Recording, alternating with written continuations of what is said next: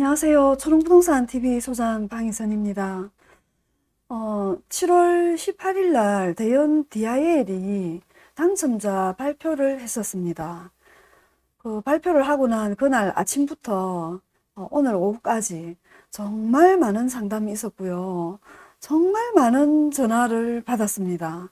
근데 그 내용의 이제 주 내용 부분은 소장님, 지금 몇 동 몇 호인데, 요거는 프리미엄이 붙을까요? 요 내용이랑요. 그 다음에 소장님, 저층에 몇 동 몇 호 얘기가 됐는데, 이건 계약을 하는 게 맞습니까? 만약에 계약을 한다 하면, 나중에 잔금까지 못 가져갈 경우에 이게, 팔릴 수 있겠습니까? 이런 전화에.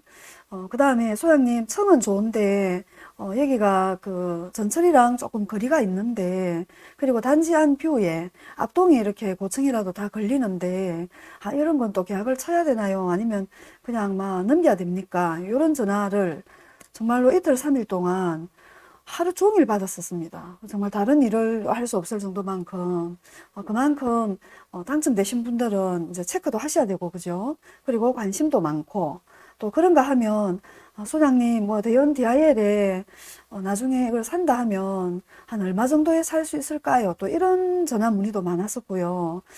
그리고 자꾸 막 어디서 전화들도 오고 해샀는데, 살려고 하면 이거는 뭐 언제, 어떻게 사야 가장 좀 안전하고 정확하게 살 수 있는 겁니까? 이런 문의들도 있었습니다.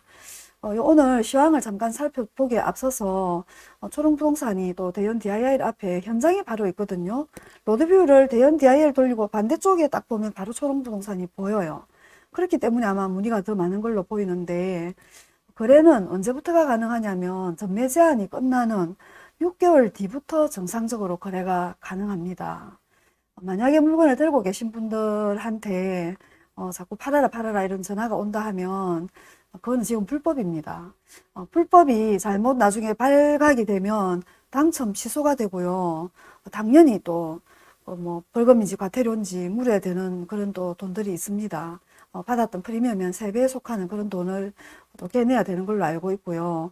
공인중개사가 불법으로 중개를 하다가 이걸 또 6개월 전매 제한 기간 안에 거래를 하다가 적발이 됐다. 3년 이하 징역 1억 이하 과태료인 걸로 알아요. 벌이 굉장히 무거운 벌입니다. 전매 제한을 어기는 거는 시장 교란 행위이기 때문에 그걸 잘 유념하셔서 정상적으로 전매가 다 풀리고 난 후에 거래를 하는 게 맞고요. 매수족도 마찬가지죠. 매수족도 전매 제한 이런 걸 이 기간에 샀다가 걸리면 그 집은 그 집 하나밖에 없고 10년 아니라 100년을 그 집 하나만 들고 있어도 비과세 혜택이 없습니다. 굉장히 큰 그것도 벌이잖아요. 이러니까 정당하게 거래를 딱 하시고요. 그러면 소장님 6개월 뒤에 그러면 이 집을 대연삼을 만약에 내가 산다고 하면 부동산 지금 시장이나 시황은 뭐 어떻습니까? 조금 그래도 좀 회복이 되고 이래야 분양가가 뭐 낮은 것도 아닌데 가져간다 해도 그 혜택이 있을 것 같고 뭐 그러는데 어떻습니까? 또 이런 질문을 주시거든요. 만약에 내가 당첨이 되셨다. 그리고 무주택 기간으로 오랜 동안 기다리다가 이제 당첨이 됐는데 청이 만약에 좀 애매하다. 만약에 이걸 버렸다. 뭐를 생각을 해보시면 되느냐. 나중에 한 2, 3년, 3년, 4년, 몇 년 후에 내가 내 집을 살려고 할 때 지금 내가 버린 이 집의 가격으로 내가 편하게 살 수 있는 게 있다. 그러면 뭐 버리시는 것도 무방하죠. 근데 이걸 버리고 났더니 다시는 또 이 금액에 해당되는 집을 신축 아파트를 사기가 너무 버겁다. 이런 것 같으면 챙겨서 가져가셔야죠. 그게 맞겠죠. 기준을 그렇게 한번 삼아 보시면 되고요. 그리고 대연 DIL 정도면 이 대연동에 그래도 뭐 완전히 뭐 하이엔드로 짓는 뭐 대연 빛이나 이런 데를 제외해 놔놓고 앞으로 들어서는 요 신축 아파트들 중에서는 그래도 여기서는 또 대상입니다. 그러니까 어느 구역이든 대상급에 해당되는 걸 해놔놓으면 또 괜찮잖아요. 근데 그 시황을 우리가 잠깐 앞으로 뭐 부동산 흐름이 지금 부산이 어떻게 돼가고 있는데 이걸 계약을 해야 되냐 버려야 되냐 뭐 그걸 챙겨보려 하면 여기가 KB 부동산 시세에 제가 들어와 있습니다. 이게 매매 정감인데요. 한번 보시면 쭉 그동안은 많이 좀 바랬었죠. 2022년도 9월, 10월 뭐 2021년 뭐 말, 요때부터는 장이 굉장히 오르는 장이었다가 2021년도에는, 그럼 2022년도 초반에는 조금 이렇게 보합장이었어요. 그러다가 작년 11월, 12월, 올해 1월, 2월, 3월, 요때까지는 바닥이었습니다. 새파란 게 보이죠? 하락폭이 클수록 파란색이 진하거든요. 이러다가 지금 이제 5월 지나고 4월 지나고 4월부터 좀 연해지죠. 4월, 5월, 6월, 지금 7월이잖아요. 오니까 완전히 좀 차이 나는 게 보이시나요? 색깔이.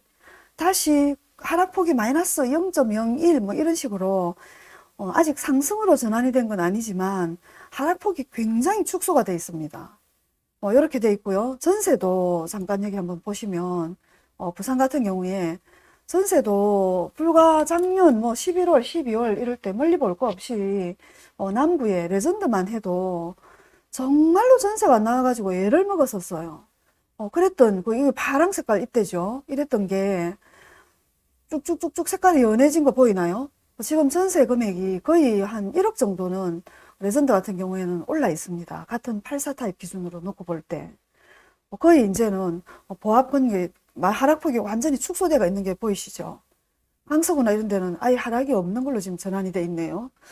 이런 식으로 중구도 그렇고요. 서구도 그렇고 동래구만 아직 물량이 있다 보니까 마이너스 0.5 태지를 가르치고요.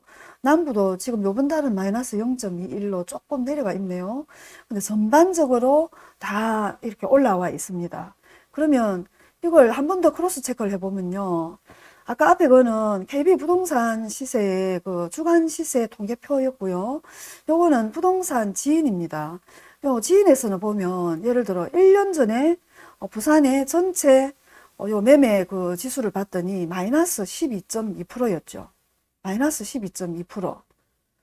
이랬던 게 기간을 지금 현재 기준으로입니다. 현재 기준으로 6개월 전까지만을 통계를 놓고 보면 불과 1년 전에 마이너스 12.2%던 게 6개월 단위로 최근부터 6개월, 올해 1월부터죠. 이렇게 당기니까 마이너스 2.8%입니다. 정감률이. 그러면 3개월로, 3개월은 지금이 7월이니까 요 6월까지 아마 통계가 잡혀 있을 거거든요. 4, 5, 6 이렇게입니다. 그렇게는 마이너스 1%죠. 마이너스 1%. 그리고 1개월, 6월 11일부터 7월 11일까지의 통계인데요. 마이너스 0.4%입니다. 한눈에 보이죠? 1년 전 마이너스 12.2, 6개월 통계 마이너스 2.8, 3개월 통계 마이너스 1, 1개월 통계 마이너스 0.4. 그럼 부산은 그런데 가까이 있는 울산은요? 울산도 1년 전은 마이너스 9.5, 그 다음에 6개월 전은 마이너스 1.7, 3개월 전은 마이너스 0.7, 한 달 전 통계 마이너스 0.3. 도로 내려가고 있는 느낌이 1년만 놓고 봐도 전혀 없죠. 그 부산뿐만 아니라 전국에서 또 지방광역시 중에는 대구를 관심 있게 보고 계신 분들 많습니다. 1년 전 보니까 부산보다 더 심했어요. 마이너스 13.6. 6개월 전 마이너스 3.8. 부산보다 하락폭이 더 깊죠. 3개월 전 봤더니 마이너스 1.4. 한 달을 놓고 봤더니 마이너스 0.5. 대구도 아주 가파르게 그동안 지금 회복이 되어 오고 있는 중입니다. 그러면 수도권 한번 볼까요? 경기도. 지금은 수도권이고 그 서울이고 다 조정 대상 지역에서 풀려가 있잖아요.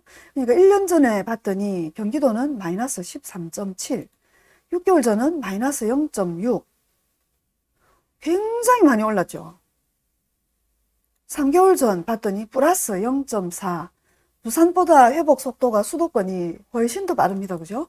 한 달 전 플러스 0.1. 그러니까 3개월 전과 한 달 전을 놓고 보면 조금 상승폭이 둔화가 되어 있네요. 경기도 지방이. 그죠? 그 다음에 서울도 한번 볼까요? 자, 서울 지역은 1년 전을 놓고 봤더니 마이너스 11.2.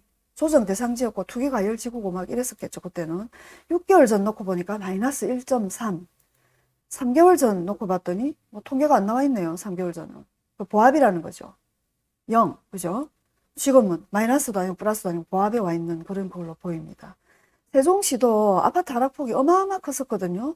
1년 전 봤더니 마이너스 8.7, 6개월치를 봤더니 플러스 4.3. 세종이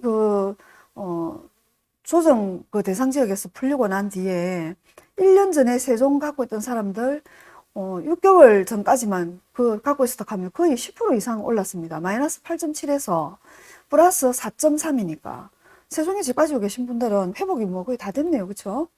그다음 플러스 2.2 오르긴 올랐는데 폭이 3개월치가 6개월보다는 조금은 폭이 조금 더 좁습니다. 그러니까 지금은 0.6 올랐죠. 상승폭이 조금 둔화되어 있네요. 그래도 계속 오르고 있는 추세에 있는 거죠. 광주 한번 볼까요? 광주는 1년 전을 놓고 봤더니 광주는 1년 전, 6개월 전 1년 전은 거의 오르고 내린 거 없이 거의 보합권역이었고요.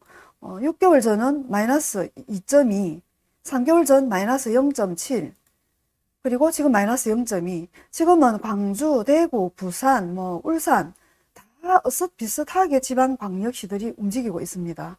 그리고 수도권은 경기 주변의 수도권인 수도권 서울 주변인 수도권 경기 이런 데가 부산보다는 상승 회복폭이 조금 더 크고요. 세종은 6개월 전에 1년 전부터 6개월 전 사이가 굉장히 가파른 폭으로 회복이 됐었고 지금 또 상승 추세에 있는 걸로 이렇게 보입니다. 한눈에 보이잖아요. 이게 지금 시세가 이렇고요. 그 다음에 뭐 거래량들도 여기 보면 그대로 다 알 수 있습니다. 7월달, 뭐 5월달 부산 같은 경우에 거래량은 요게 올해 그러니까 2023년 3월 달에 3월부터 좀 쭉쭉쭉 부산 같은 경우는 많이 늘었어요. 이런 데이터를 이게 부동산 지인이니까 요 들어와 보시면 너무너무 다 잘 돼 있습니다. 3월, 4월, 5월 다 2천 몇백 세대잖아요. 근데 1월 이렇게 하면 반토막이죠. 1월. 근데 2월부터 약간씩 늘었을 거예요. 부산 같은 경우에는. 이 거래량이 왜 늘었겠습니까? 특례 보금자리론을 활용할 수 있는 것부터 늘었겠죠. 그러다 보니까 자금이 이렇게 비빌 언덕이 생기니까 9억 이하의 집들을 중심으로 내가 실거주하기 위한 그런 집이 거래가 되기 시작하면서부터 조금 살아났던 거예요. 입주 물량 같은 경우 부산 같은 경우에는 아직은 지금은 2023년까지는 지금 공급이 더 많죠. 근데 요거는 요걸로 말고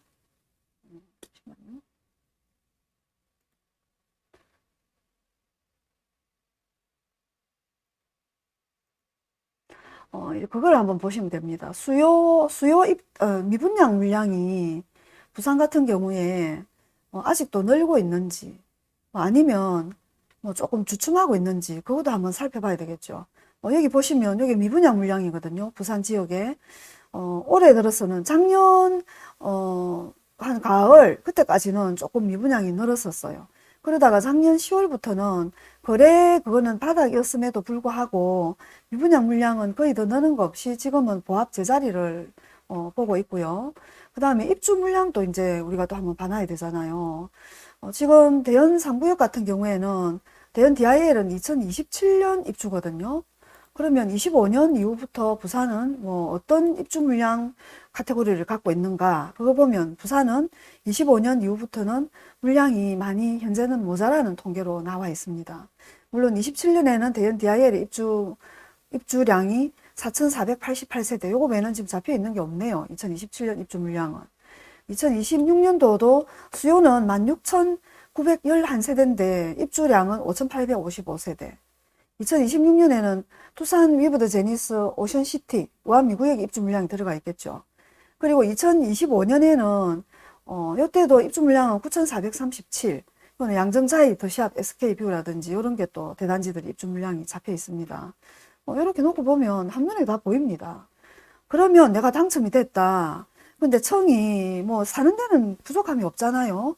우리의 마음이 가장 로얄동 로얄층이 돼가지고 나중에 비싸게 팔고 싶은 마음이 있기 때문에 이걸 계약을 해야 되나 버려야 되나 이런 마음이 있는 거고, 그동안 무주택으로 오래 계셨거나 아니면 뭐 현재 살고 있는 1주택이 또 있고 한데 하나의 다른 집을 옮겨볼라 한다, 그런 마음으로 청약하셨던 분들이라 하면 25, 26, 27년 입주 물량 부산은 없고요. 현저하게 작고요. 그 다음에 건축 단가는 계속 올라갑니다. 그래서 분양가가 지금 뭐 비싼 애, 싼 회사도 여기에서 거꾸로 내려가서 여기서 분양가가 몇백만 원이 더 싸졌네. 그거는 같은 그 급지 비슷한 곳은 그런 거 드뭅니다. 그렇게 싼 그거는 뭐 500세대도 안 되고, 아파트 브랜드 이름도 들어보지도 못했고, 아니면 한두 동짜리 뭐 가로주택 정비 사업으로 나홀로동 비슷하게 지어지는 완전히 이군 브랜드에서 짓는 커뮤니티도 뭐 별거 없고, 역세권도 아니면서 그런 것들은 그런 게 가능할 수 있어요. 근데 급이 다르죠. 그래서 할까 말까 고민하고 계시다. 그러면 한번 해보세요. 저는 그렇게 추천을 드립니다. 또 이렇게 또 말씀드렸다고 밑에 댓글로 아이고 부동산 소장이라고 또 막 살악하네요. 청량하고 안 하고 저하고 아무 상관 1도 없습니다. 나중에 미래 추세를 지금 이렇게 데이터로 살펴보다 보니까 나중에 이런 집을 사는 게 또 쉽지가 않겠네 하는 게 눈에 보이지 않습니까? 그래서 말씀을 드린 거예요. 한번 참고하시고 결정을 신중하게 잘 판단하셔서 다음 주부터 아마 서류 제출을 하는 걸로 압니다.